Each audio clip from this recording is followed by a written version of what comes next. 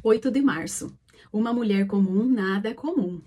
Que o sábio não se orgulhe de sua sabedoria, nem o poderoso de seu poder, nem o rico de suas riquezas. Aquele que deseja se orgulhar, que se orgulhe somente disto, de me conhecer e entender que eu sou o Senhor. Jeremias capítulo 9, versículos 23 e 24. Você já ouviu falar da mãe de John Wesley? Susanna Wesley deu à luz o fundador do movimento metodista na Inglaterra e mais 18 crianças. Sobre ela, John afirmou: aprendi mais sobre o cristianismo com minha mãe do que com todos os teólogos da Inglaterra.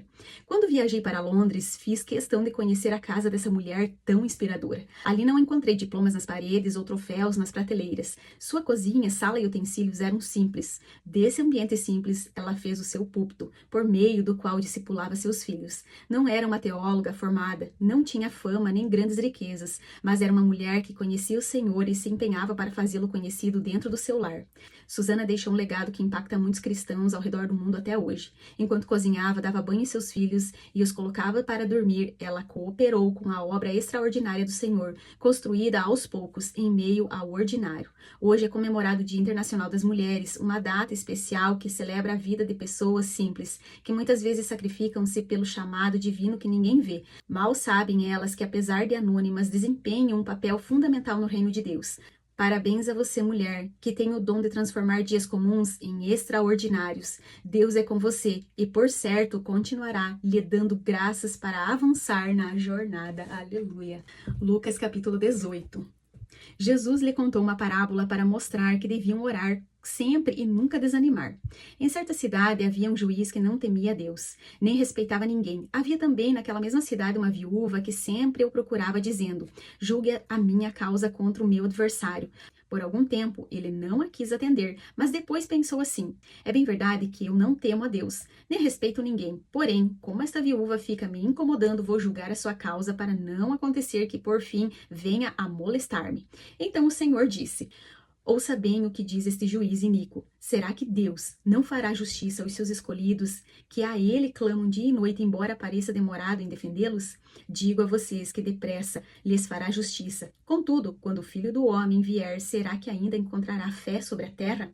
Jesus também contou esta parábola para alguns que confiavam em si mesmos, por se considerarem justos e desprezavam os outros.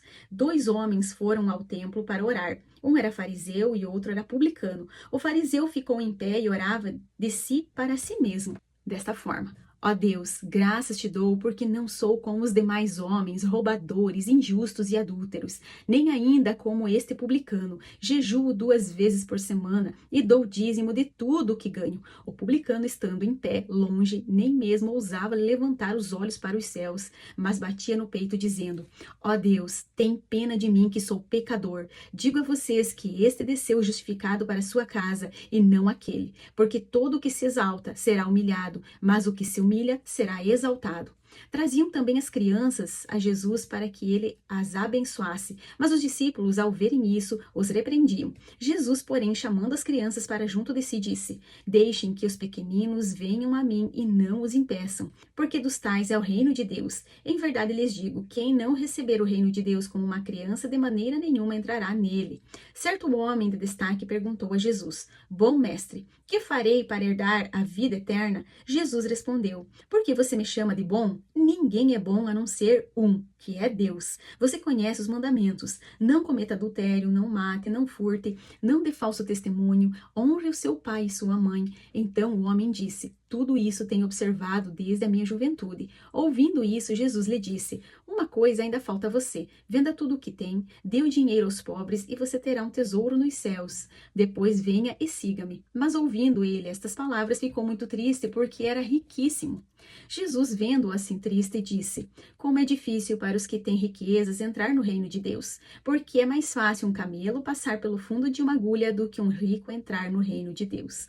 Os que ouviram isso perguntaram: sendo assim, quem pode ser salvo? Mas Jesus respondeu: o que é impossível para o ser humano é possível para Deus. Então Pedro disse: Eis que nós deixamos nossa casa e seguimos o Senhor. Jesus lhes respondeu: Em verdade lhes digo que não há ninguém que tenha deixado casa, mulher, irmão, pais ou filhos por causa do reino de Deus, que não receba no presente muitas vezes mais e no mundo por vir receberá a vida eterna.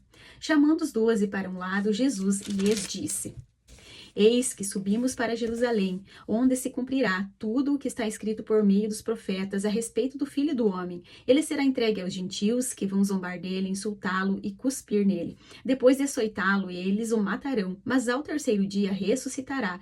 Eles, porém, não entenderam nada disso. O significado dessas palavras lhe era encoberto, e eles não sabiam do que Jesus estava falando. Aconteceu que, quando Jesus se aproximava de Jericó, um cego estava sentado à beira do caminho, pedindo esmolas, e ouvindo o barulho da multidão que passava, perguntou o que era aquilo. Anunciaram-lhe que Jesus, o Nazareno, estava passando. Então ele gritou: Jesus, filho de Davi, tenha compaixão de mim. E os que iam na frente o repreendiam para que se calasse, mas ele gritava cada vez mais: Filho de Davi, tenha compaixão de mim.